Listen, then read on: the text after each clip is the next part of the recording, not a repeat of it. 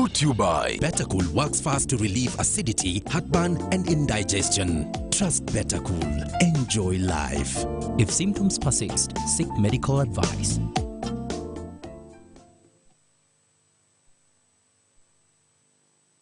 Hello and welcome to News Tonight. I'm Rhoda Ngonzi. On sign language, joining us in a bit is Mugalu Mohammed. Let's dig into it. Police has arrested yet another prime suspect in the double murder of Maria Nagirinya and Ronald Chitaimbwa that happened early last month. According to the police spokesperson, Fred Enanga, a suspect whose identity is withheld for security purpose is said to have been the plot maker of the whole incident. Fred Enanga was addressing journalists at their weekly press briefing that was held at Kampala Central Police Station. Following the murder of a social worker Maria Nagirinya and her driver Ronald Chitaimbwa, police and other security agencies have been on the hunt for prime suspects for justice to be done. Accordingly, police have so far arrested a total of 5 suspects, with the latest being the said plot maker of the murder. It is alleged that he was the plot maker together with one called Kasolo Kopriano. Police, however, remain tight-lipped with the particulars of the latest suspect on grounds that it might interfere with the search for the others still at large. So we are now working hard to corroborate and consolidate his information to the facts that we already had on file. In related developments, police has confirmed the unfortunate incident involving a Makerere University student who allegedly committed suicide on Sunday. Kampala Metropolitan Deputy Spokesperson Luke Owesijire says they are investigating whether or not this was linked to an online business that went wrong. So we are here to identify where he invested that money, and the friends are telling us he was doing some cryptocurrency thing. That's what he was dealing in, and probably the issue of him losing all that money led him to this. Commenting on yet another murder that happened at a hostel in Chambogo, police has confirmed that one Kiza Arali, a security guard attached to Millennium Security Company, willfully shot and killed Doribert Twesije after an argument.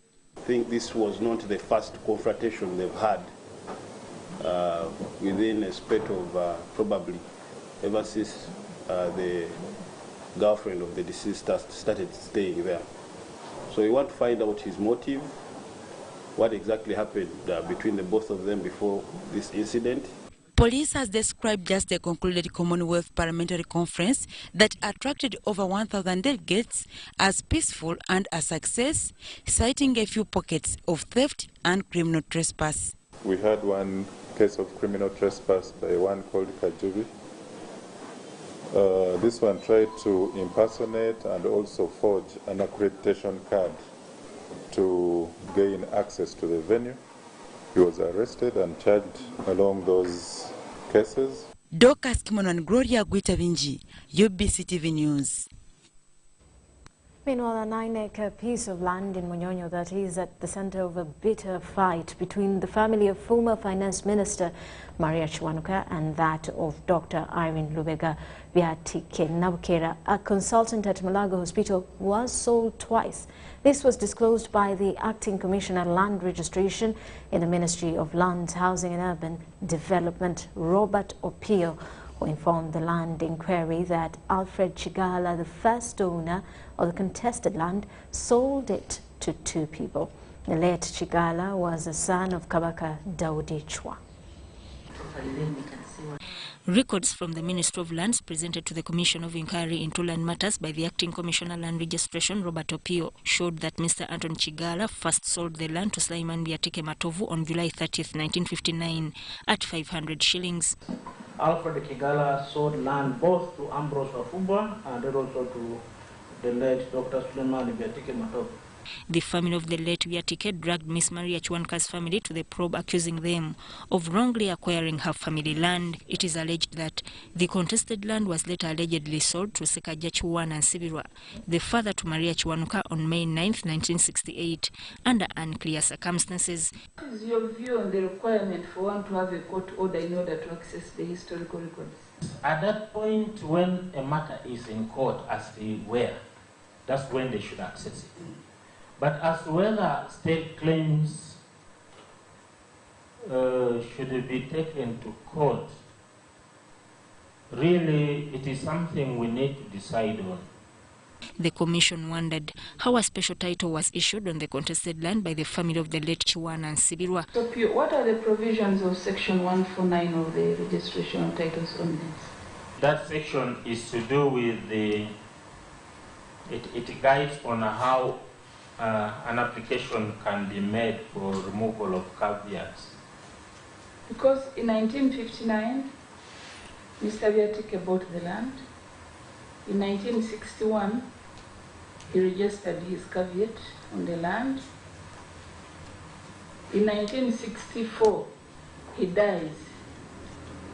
Mr. Viatike dies. Then in 1966, the caveat which he had originally registered in 1961 is removed. And I don't see any notice as provided in the caveat that he should be notified in case the caveat is being removed. It is alleged that the contested land was later allegedly sold to Sekaja Chiwana and Sibirwa, the father to Maria Chiwanuka, on May 9, 1968. This could have actually been official minor. And then somehow it became private. And so there are all these transactions happening on what's supposed to have been official, then it becomes private, then private gets sold more than once. I mean, there could be an issue about the human factor. On May 11, 1991, Miss Chiwana subdivided the land into 2 plots. One of the plots was registered to Margaret Ahimbisibwe, while another plot was registered to Alima Investment Limited, a construction firm owned by the family of Maria Chiwanuka, which has built apartments on the contested piece of land in Monyonyo. Sudat Kaye, UBC News. Busitama University medical students at Mbale campus have demonstrated over government's policy of reducing the practice period from 3 months to 1. The students claim that 1 month is insufficient to comprehend what they are supposed to learn. Let's take a look. Medical students at Busitama University Mbale campus have rejected government's policy of reducing the practice period from 3 months to 1 month. The students started their demonstration from their faculty in Mbale Regional Referral Hospital, marching to the office of the Resident District Commissioner at Mbale Regional Block. We are doctors, none of us is going to cause harm. We are moving straight to the RDC. From there, we go back. Now, if I may ask, is the RDC expecting you right now? Yes. He knows about it. Yes. He knows about it. We are not informed as Commissioner. At the moment, the letter was addressed to him, and here we have the letter which is... The students claim that 1 month is not enough to comprehend what they are supposed to learn. Who is the representative of the president? The copy of this letter has been addressed without any editing.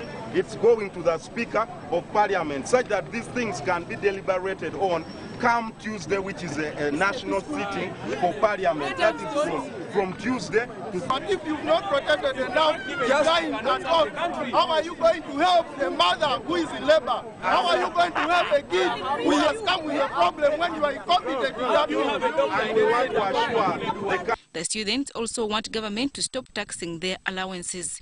They marched through Republic Street only to be intercepted by the police, led by Mbale District Officer in charge, Shadia Nabkenya, who ordered them to stop since their demonstration is unsanctioned by the police. There are procedures to follow. Please listen. Excuse me, gentlemen, behind that yellow banner.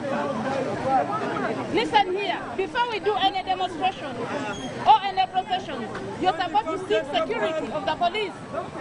The students wanted to present their complaints to the Resident District Commissioner, but he was not around. Police spokesperson Robert Tukey advised them to select amongst themselves 5 members to meet the RDC when he comes back. Adiana Kuti and Wilfred Masava, UBC. And with that, to take a quick break. When we return, business news and more. You're watching News Tonight.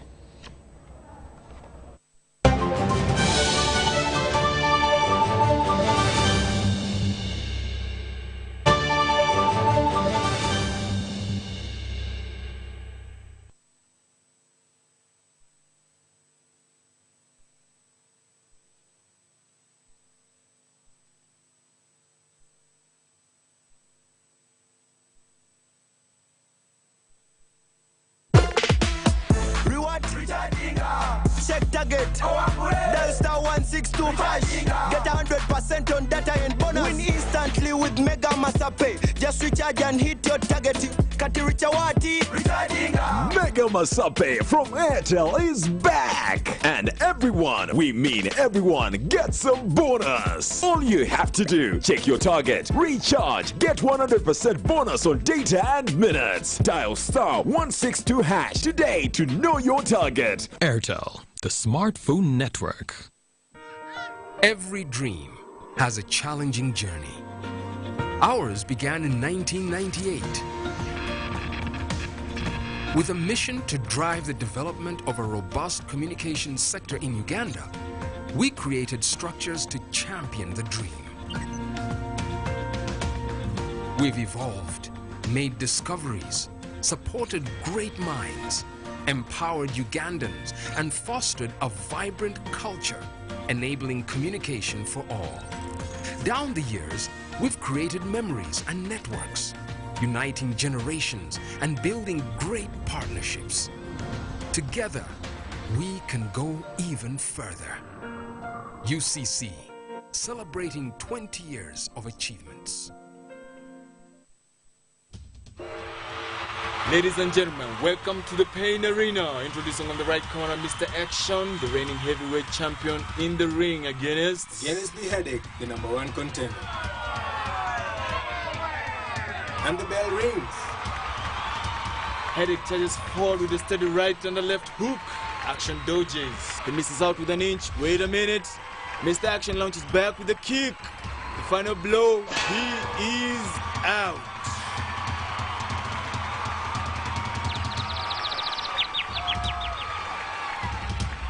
If symptoms persist, seek medical advice. My first 4G smartphone from Airtel is back. It's bigger, better, and comes with 5 GB free data per month for 3 months. At only 200,000 Uganda shillings, enjoy fantastic features on the phone, like the face unlock feature, long battery life. Mwana, kavolume keko. Live your life in 4G with my first 4G smartphone at only 200,000 Uganda shillings and get free 5 GB data every month for 3 months. Visit the nearest Airtel shop, dial star 175 star 9 hash to enjoy free data. Airtel, the smartphone network. Ladies and gentlemen, welcome to the Pain Arena. Introducing on the right corner, Mr. Action, the reigning heavyweight champion in the ring against the Headache, the #1 contender. And the bell rings. Headache charges forward with a steady right and a left hook. Action dodges. He misses out with an inch. Wait a minute. Mr. Action launches back with a kick. The final blow. He is out.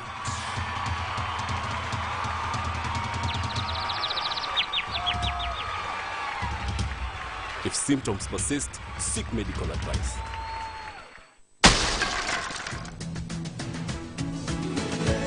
Measles and rubella outbreaks are still being reported in some districts in Uganda, putting the lives of our children at risk.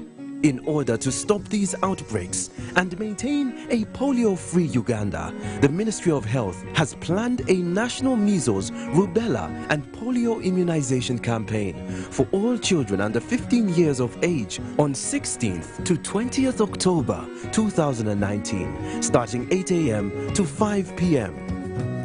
All vaccines are safe, effective, and free. Parents and caretakers are hereby asked to take all children under 15 years of age for immunization at the nearest health facility or immunization post. Ministry of Health also calls upon everybody to report any child with a fever and generalized skin rash to the nearest health facility or health worker immediately. This could be measles or rubella. This message is brought to you by the Ministry of Health with support from World Health Organization and UNICEF. Does heartburn stop you from eating the things you love? Eating too fast, alcohol or spicy food can trigger acidity, heartburn, indigestion or flatulence. Your best bet is Better Cool. Better Cool works fast to relieve acidity, heartburn and indigestion. Trust Better Cool. Enjoy life. If symptoms persist, seek medical advice.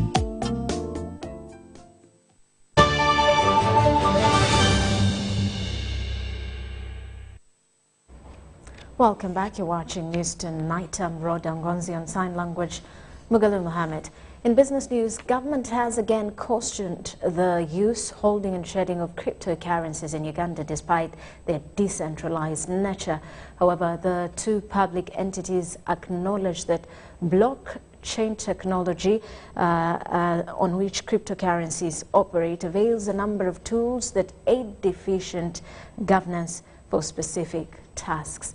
Mark Arnold Wadulo reports. In the event that a number of cryptocurrencies are already being used by the private sector, the Ministry of Finance, Planning and Economic Development, cordially with the Bank of Uganda, have come together again to caution the public against the use of this medium. Bitcoin and Ethereum, such cryptocurrencies are not issued or regulated by any government or central bank. Cryptocurrencies are a digital currency in which encryption techniques are used to regulate the generation of units of currency and verify the transfer of funds operating independently of a central bank. Due to their decentralized nature, they are yet to be affirmed by the financial regulators of Uganda. Somebody can move money from one corner to another of the world, and by the time you come to realize, somebody is killing you. So the world is losing authority. The leaders are losing authority to guide things. On the other hand, blockchain technology on which cryptocurrencies operate has been recognized as a major tool in driving Uganda to the fourth industrial revolution. I think cryptocurrency is just one of the many applications of blockchain. It is the best known application, but it is only one of several. Blockchain as a technology, I think, has promise in a number of areas. And, those areas have been, I think, articulated very well in other fora. But where it comes to cryptocurrency, money has its own unique place. And as a central bank, we do not believe that cryptocurrency meets the characteristics that a currency should have. Government insists that it cannot ban cryptocurrencies, let alone consent them, because they are taking time to research them. First of all, we are not ignorant. We know what is taking place. The problem is to get tools that will be able to do what? To control it, that's all. That's why I'm telling you, our young boys and the girls who are doing ICT, they are busy. They are busy trying to find a way how this can be controlled. With over 1,000 cryptocurrencies plowing the internet today, financial regulators need to act fast on researching the ways and levels that regulation of the medium can be attained. Reporting for UBC, Wadulo Mark in Kampala. And a delegation from Comoros Island office of Vanilla is in Uganda for a practical benchmarking mission on trade and export. Hosted by the Export Promotion Board, the Comoros delegation seeks to learn from Uganda's best practices in the agricultural sector in order to boost its exports. An agrarian country, the Comoros has seen its export products drop from 33 to 3 in the last 2 decades. In Uganda, the delegation will be mainly focusing on the coffee value chain. Because countries which don't export might perish, because if you cannot export, you'll have to depend on foreign aid. And foreign aid comes with conditions, with strings attached. So you have to export more to get out of poverty. The main exports for the Comoros Islands are perfume plants such as liang, vanilla, cloves and copra. Comoros is located to the northwest of Madagascar. The volcanic islands cover a total of 2,034 square kilometers. Oui, voilà. This is actually the second interaction he has with the Uganda Export Promotion Board. And the first one, Uganda went to Comoros, and now this is their turn to come to Uganda to benefit from the experience of Uganda in the export of agricultural cash crops. And so the whole delegation is here to learn from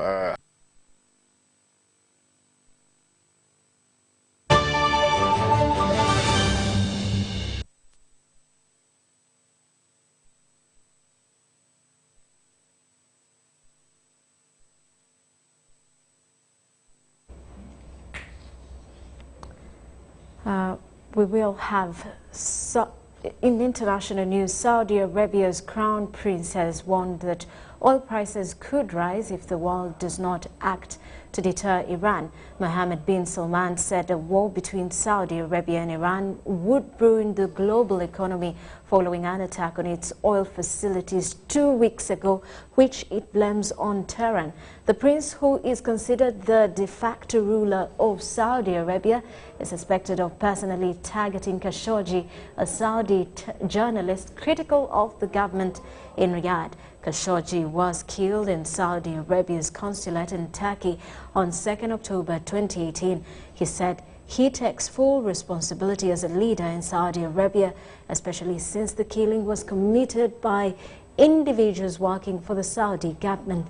The prince also appeared to offer talks for a political solution to the civil war in Yemen, where government forces backed by Saudi-led coalition are fighting Houthi rebels supported by Iran. Iran has denied any involvement in the attacks on Saudi Arabia's oil facilities, on Saudi Arabia's oil facilities.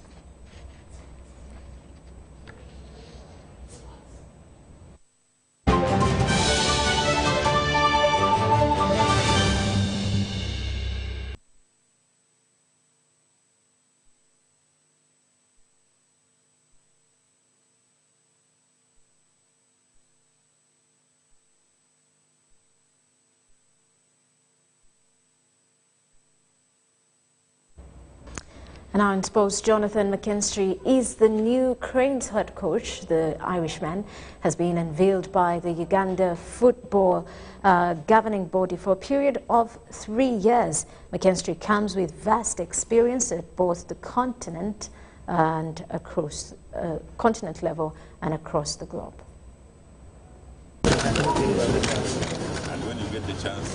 Northern Irishman Jonathan McKinstry, who is a UEFA Pro licensed football manager, has this morning been unveiled by the Federation of Uganda Football Association's senior men's football team, replacing Frenchman Sébastien Dusabre, who left for the Egyptian Premier League outfit Pyramids FC.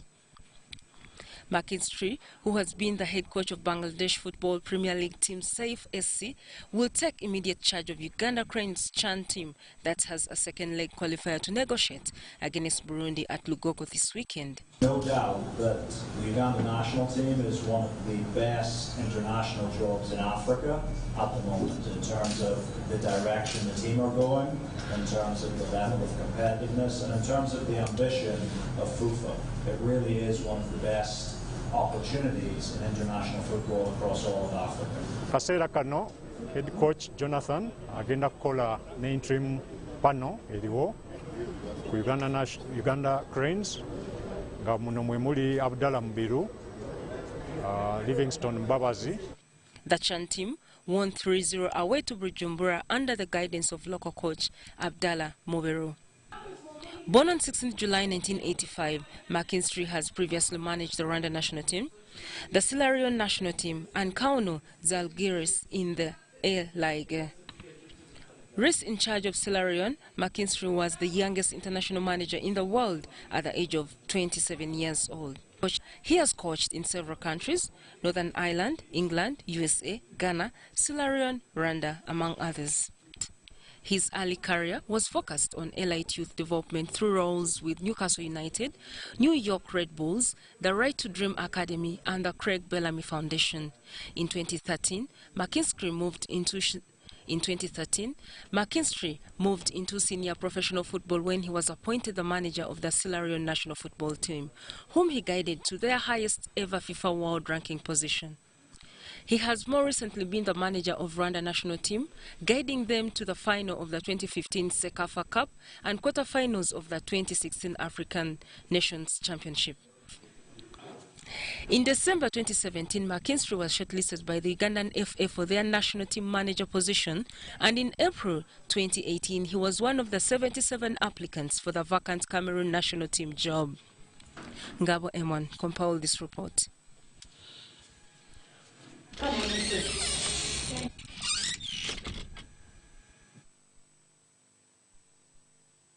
Let's talk about basketball. Reigning champions City Oilers Basketball Club has secured a semi-final berth after edging Ndeje Angels 85-58 in their quarter-final decider at YMCA Wandigea. Having lost the second game, the defending champions approached the decider game 3 with sights on victory and were uncompromising in a game where all players contributed immensely. City Oilers will, in the best-of-5 semi-finals, play Warriors that ejected Kampala International University Titans. In the other men's semi-final, Power that ousted JKL Dolphins will get Uganda Christian University UCU Cannons that ejected Kampala Capital City Authority. Now in the women's category, reigning champions JKL Lady Dolphins faced Kampala International University Rangers in the first semi-final as Kampala Capital City Authority entertains Uganda Christian University in an anticipated thriller.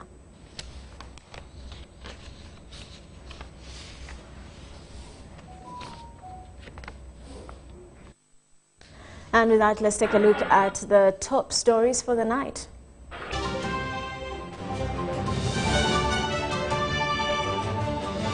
Second prime suspect in Nagirinya murder arrested.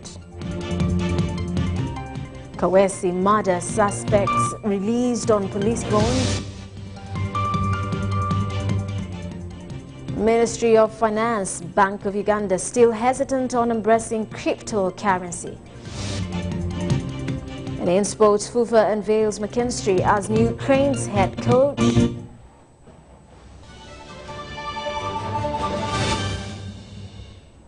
That does it for now. We do return at 10 o'clock with more details on sign language. Mugalu Mohammed, I am Rhoda Ngonzi.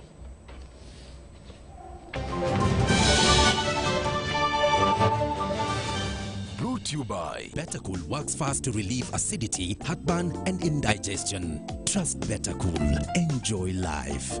If symptoms persist, seek medical advice.